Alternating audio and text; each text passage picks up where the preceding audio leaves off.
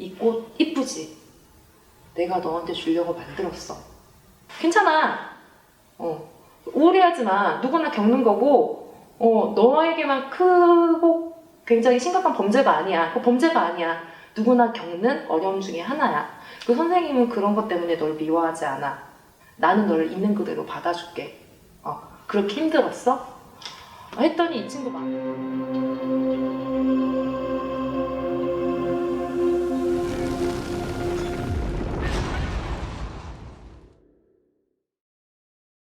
안녕하세요, 교수님. 네, 안녕하세요. 네. 네, 자기소개 좀 부탁드릴게요. 네, 지금 저는 현재 한국기술교육대학교에서 학생들에게 NCS에 관련된 수업을 가르치고 있는 이성욱이라고 합니다.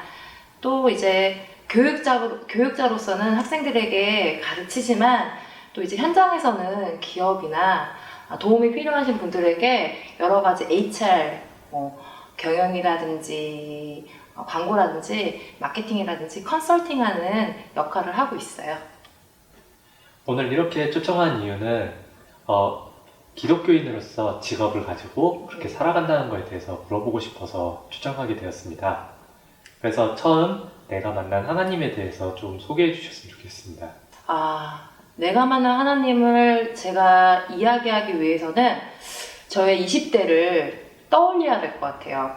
저는 목회자 가정에서, 그러니까 엄마가 목사님이세요. 엄마가 목사님이었기 때문에 어렸을 때부터 교회에서, 개척교회에서 조금 뭐라고 해야 되나, 반주도 하고 이렇게 여러 가지 1인 다역을 하면서 이제 중고등학교 시절을 보냈고, 남들은 한 번에 대학교를 가잖아요. 근데 저는 여러 가지 진로 선택에 고민이 있어서 결론적으로 한 3수까지 해서 대학교를 다시 갔어요. 다시 가서 또 제 세대, 여러분 세대도 마찬가지고 제 세대도 마찬가지지만 그때부터는 취업이 굉장히 어려운 시점이었어요. 그래서 대학교 학부를 다니면서 정말 질풍노도의 20대를 보내면서 나는 누구인가? 앞으로 어떻게 살아야 되는가? 그리고 뭘 하면 되는가? 그래서 열심히 살았는데도 무엇을 해야 될지 모르겠는 거예요. 근데 그때 한번 멘탈이 깨지는 경험이 왔어요. 어떻게 살아야 될지 모르겠다. 그리고 뭘 해야 될지 모르겠다. 직업을 어떤 걸 선택해야 될지 모르겠다. 결론적으로 너무너무 힘들어서 제가 한번 20대 중반에 정말 나는 더 이상 살기 싫다. 하나님이 계시다는 건 알겠는데 왜 이렇게 근본적으로 나의 삶이 우울할까? 그래서 일단 하는 게 다 안 됐어요. 내가 원하는 삶이 뭔지 모르겠고 그때 당시에 또 대학원을 준비하고 있었거든요. 그래서 너무 힘들어서 서울에 있었었는데 이런 기도를 한 것 같아요. 하나님, 나 너무 열심히 살고 있는데 더 이상 사는 게 너무 힘들어요. 하나님이 살아계시면 제가 열심히 기도할 테니까 저를 죽여주세요. 그러니까 부모님이 목회자였던 걸 알았기 때문에 자살하면은 안 된다는 거를 뼈저리게 알고 있어요. 진리로서 알고 있어요. 그렇기 때문에 남들이 극단적으로 하는 선택은 저는 못했어요. 하지만 하나님이 살아계신다는 걸 알기 때문에 열심히 매달려서 기도를 했어요. 눈을 뜨면 다음날 제가 또 살아있는 거예요. 그래서 어떡하지 하면서 그때 당시에 친구랑 같이 자취를 하고 있었는데 친구도 비슷한 시기에 방황이 왔어요. 그 친구도 우울감을 굉장히 느끼고 있었고 저도 우울감을 굉장히 느끼고 있어서 둘 다 믿는 친구였거든요. 둘이 새벽 기도를 다니기 시작했어요. 우리가 이 우울감을 인간의 노력과 정신무장을 이겨낼 수가 없다. 하나님한테 이제 매달리자. 그래서 그 친구도 죽고 싶었던 인생의 시점이었고 저도 태초적으로 너무 불안하고 해서 다녔는데, 그리고 사실은 새벽 기도는 아침 일찍 일어나서 가는 거잖아요. 저희가 둘 다 방황하면서 우울감이 심하다 보니까 둘이 밤새고 새벽 기도 가고, 그래서 새벽 기도를 다니면서 교회에서 엉엉엉 울고, 근데 그것만으로도 힐링이 되는 거예요. 울고 나니까 그렇게 개운할 수가 없더라고요. 그리고 우리 둘 다 실업자였기 때문에 재수생이었죠? 대학원 재수생. 할 일이 없으니까 새벽 기도 끝나면 월요 오전 예배 드리고 또 점심 교회에서 먹고 오후 예배 또 드리고 또 기도하다가 집에 밤에 들어가고 다음날 또 일어나서 새벽 기도하고 교숙자 생활을 한 1년간 한 것 같아요. 근데 굉장히 신기했던 게 그렇게 죽고 싶었는데 교숙자 생활을 하면서 저에겐 직업이 없지만 교회를 가는 루틴이 반복됐거든요. 그러다 보니까 되게 살아가는 게 재밌는 거예요. 그리고 공부하는 것도 심지어 재밌더라고요. 그래서 대학원 재수를 할 때 교회를 만나서 친구랑 함께 교회밥 열심히 먹어가면서 공부를 열심히 해서 우리나라에서 거의 가장 좋은 대학원에 입학을 하게 되었습니다. 그 대학원이 그런데 선생님이 되기 위한 체계적인 교육을 받는 대학원이었어요. 그래서 대학원을 다니면서 다니는 그 시점에서는 이미 신앙심이 투철해졌기 때문에 하나님한테 또 이런 기도를 하기 시작했어요. 내가 그렇게 죽고 싶었는데 죽여달라고 하나님한테 간절하게 기도를 했더니 하나님께서 성령님께서 제 마음에 들어오셔서 저를 살려주시고 심지어 대학원도 좋은데 보내주시고 전 그렇게 믿었거든요. 그리고 행복하게 만들어주셨기 때문에 그 1년간이 모르겠어요. 이런 표현하면 되게 저렴하긴 한데 약 먹은 것 같았어요. 그러니까 맨정신이 아닌 것 같았어요. 너무 약 먹은 것처럼 기분이 계속 행복하고 그리고 누가 무슨 얘기하면 너무 좋아서 울고 그리고 심지어 꽃을 보면 꽃을 봐도 눈물이 나고 너무 좋아서 그 꽃을 보면은 성령님이 저에게 이렇게 말씀하시는 것 같은 거예요. 이 꽃 이쁘지? 내가 너한테 주려고 만들었어. 그러니까 그런 경험을 되게 많이 했어요. 그래서 그 친구와 저와 룸메이트와 하나님을 다시 만나면서 이제 기도 제목이 바뀌었죠. 하나님, 죽을 수밖에 없는 저를 살려줘서 너무 감사합니다. 지옥에서 꺼내주셔서 너무 감사합니다.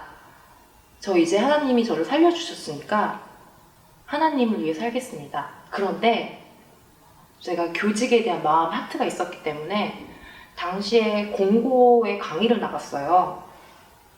쟤네들을 위해 살겠습니다. 소외된 사람은 아무도 관심이 없잖아요. 아무도 관심 가져주지 않는 학생들을 위해서 저를 보내주세요. 그들을 위해서 제가 살아가겠습니다. 라는 기도를 하고 나서부터 제가 계획하진 않았지만 하나님이 인생의 길을 쫙 끌고 나가신 것 같아요. 뭐 입시라든지 교육이라든지 직업이라든지 심지어 아르바이트까지 저를 이렇게 확 끌고 나가셨어요. 그 시점이 20대 중반인데 그때가 저는 제가 만난 하나님이라고 생각해요. 그러면 이제 하나님께서 그 당시에 교직자로 보내주셨던 건가요? 교직자라고 하니까 되게 어마무시한 직업 같은데요. 저는 당시에 이런 믿음이 있었어요. 그러니까 저희 엄마가 목사님이었기 때문에 제가 들어왔던 이야기들이 있어요. 세상에서 가장 보람 있는 거는 예수님 복음을 전하는 거다.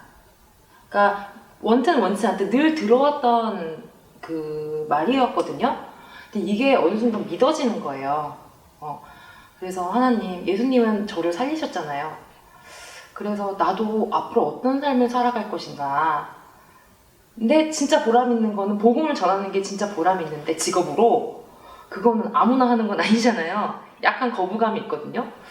그래서 나는 그 직업은 약간 거부감이 있고 사실은 아직까지 마음이 좀 움직이진 않고 그거 말고 동일한 재능으로 할 수 있는 게 사람을 살리는 직업인 뭔가의 교사 역할을 해야 되겠다. 그래서 이제 체계적인 대학원에서 교사 교육을 받았고 그리고 그 당시에도 교육을 받으면서 학생들을 가르치면서 대학교 가서 대학교에서도 가르치고 중고등학교에서도 가르치고 하면서 누군가를 가르치는 직업이라는 것을 누군가를 도와주고 견인해주는 직업이라는 것을 그때부터 시작한 것 같아요. 그래서 지금도 하고 있어요. 내가 진짜 이 친구는 내가 하나님을 통해서 만난 친구다라고 생각되는 친구가 있나요? 그런 친구들이 여러 명이 있죠. 왜냐면 이 직업은 마음의 움직임으로 이 직업을 영위하는 직업이기 때문에 보람을 느끼지 않으면 이 직업을 할 필요가 없잖아요.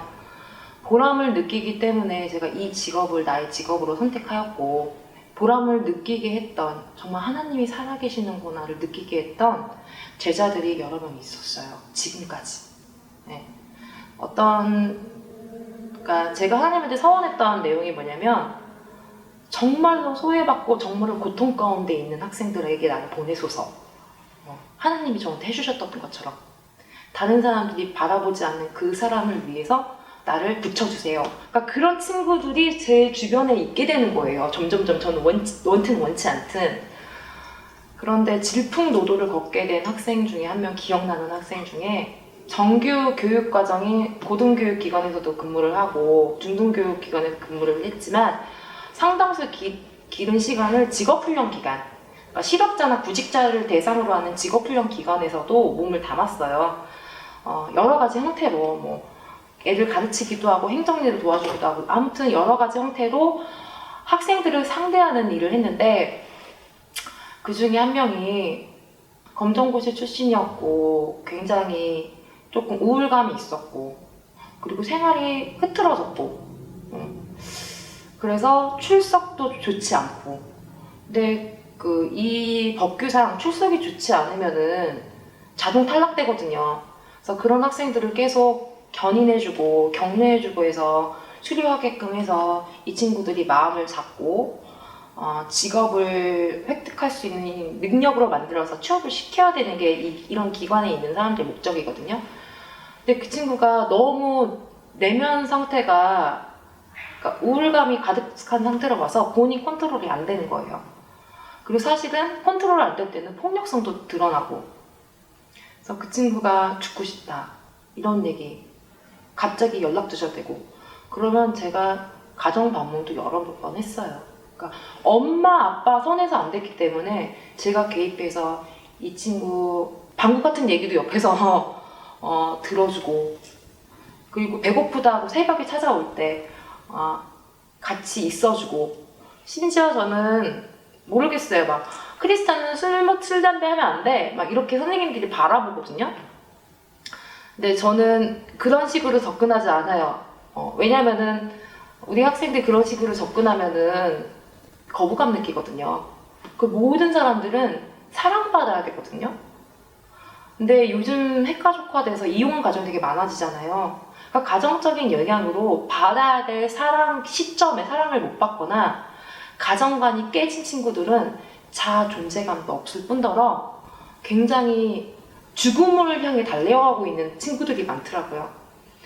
이 친구는 죽음을 향해 달려가고 있지만 내가 있잖아.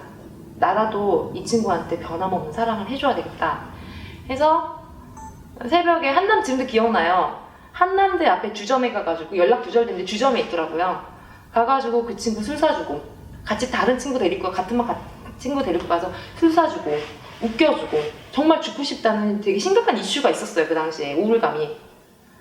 그런데 어른들은 알겠지만 당시에 애들이 우울하다는 거는 몇 년 지나보면은 아무렇지 않은 일들도 많거든요. 걔는 심각하지만 제가 보면은 심각하지 않아요. 모두가 심각한 이슈들이 있어요. 삶의 이슈, 뭐 죽음, 그리고 뭐 사업의 실패, 가정의 뭐 불화, 폭력. 모든 사람들이 겪고 있는 죄와 고통의 기반 다 비슷해요. 그렇기 때문에 그 친구가 되게 고난과 고뇌하는 것을 저는 공유를 했지만 대수롭지 않게, 괜찮아, 우울해하지마, 누구나 겪는 거고, 너에게만 크고 굉장히 심각한 범죄가 아니야. 그 범죄가 아니야. 누구나 겪는 어려움 중에 하나야. 그 선생님은 그런 것 때문에 널 미워하지 않아. 나는 너를 있는 그대로 받아줄게. 그렇게 힘들었어? 했더니 이 친구 마음이 풀렸나 봐요. 그 다음부터는 나름대로 열심히 하면서 저한테 앵겨 붙으면서, 사람이 기뻐지면은 어떤 게 생기냐면은 삶의 희망과 목표가 생겨요. 얘 수준은 바닥이지만 그래도 목표는 생겼어요. 대학교를 가야 되겠다. 그래서 같이 대학교 입시하는 거 도와주고, 입학 지원서 쓰는 거 도와주고, 취업도 도와줬어요. 그러면서 하나씩 자기가 절망 가운데 있는데 하나씩 성취할 때 이 친구가 살아났다는 거죠. 그래서 지금도 선생님 고마워요. 이런 얘기를 되게 자주 해요. 지금도 연락을 해요. 근데 그 부모님도 저한테 연락하시고. 그래서 그 친구가 가장 기억에 남다. 가장 드라마틱한 친구였기 때문에 제가 그 친구의 인생 얘기를 해줄 순 없어요. 사생활이니까. 근데 아무튼 그런 절망 가운데 일어났다는 거. 그 친구가 원튼 원치 않든 얘기를 복음을 얘기하죠. 저만의 스타일로 쿨하게. 예수님도 널 사랑하셔. 교회 가. 하나님 살아있어. 어디 교회를 가라고 얘기 안 할게. 네가 가고 싶은데 가. 11조 같은 거 부담 갖지 마. 그냥 가. 하나님은 살아계셔. 내가 하나님을 믿거든. 내가 믿는 하나님. 이렇게 얘기를 합니다. 네, 그런 친구 기억나요? 네, 그럼 저희 마지막으로 네. 앞으로 나아가는 청년들을 위해서 한 말씀 해주셨으면 좋겠습니다.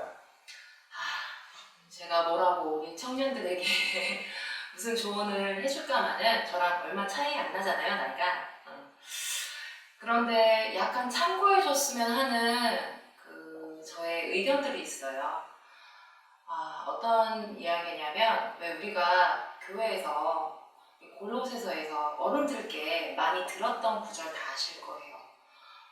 어떤 일이든지 무슨 일이든지 죽게 하듯 하라 라는 신약성서의 구절이 있습니다. 현장에서요, 삶의 현장에서 우리가 하나님을 믿고 교회 생활을 하고 주일날 예배를 드리지만 실질적으로 주 5일간은 자기 직업과 있는 곳을 통해서 인생을 살아냅니다. 세상 사람들은, 그러니까 비크리스찬들은 믿을 구석이 없어요. 신이 없거든요. 그래서 자기 자신을 믿어요. 그렇기 때문에 그분들은 자기 노력과 자기 인생 계획에 투철합니다. 근데 우리 믿는 자들은 하늘 나라를 원하죠. 그렇기 때문에 어떻게 보면 하나님을 위해서 기도하고 말씀을 읽지만 매일매일 삶의 현장인 자기가 직업이 있는 곳에서 학생이라면 공부를 하는 곳에서 그 시간에 비크리스찬처럼 주인의식을 가지고 살아가지 않는 청년들이 생각보다 되게 많더라고요. 근데 우리 하나님은요, 놀라운 하나님이신데 아무리 하나님께서 사랑이 많으셔도요, 노력하지 않는 분에게 좋은 결과를 주지 않으세요. 그리고 우리는 그리스도로 통해서 구원을 받았잖아요. 우리 마음속에 성령님이 계시잖아요. 그렇기 때문에 주님을 위해서 살아가는 인생의 선한 목표를 세워야 됩니다. 그리고 고통스럽지만 세상 사람들이 노력하는 그 시간처럼 우리도 성령에 취해서 노력해야 되는 시간을 반드시 채워줘야 돼요. 우리 청년분들께 그렇게 얘기하고 싶어요. 기도, 말씀 하는데 굉장히 죽게 하듯 열심히 하면서 동시에 하나님이 나에게 선물해 주신 24시간을 죽게 하나님을 바라보는 것처럼, 하나님과 대면한 것처럼 이 시간을 죽게 하듯 살아내기를 부탁드릴게요. 어떤 직업이든지 내가 지금 있는 곳에서 하나님이 계시다. 내가 지금 하는 이 모든 것들을 하나님 지켜보고 계시다 라는 생각으로 주인의식을 좀 가지시고 그렇게 열심히 살아내시기를 권고드립니다. 감사합니다. 네.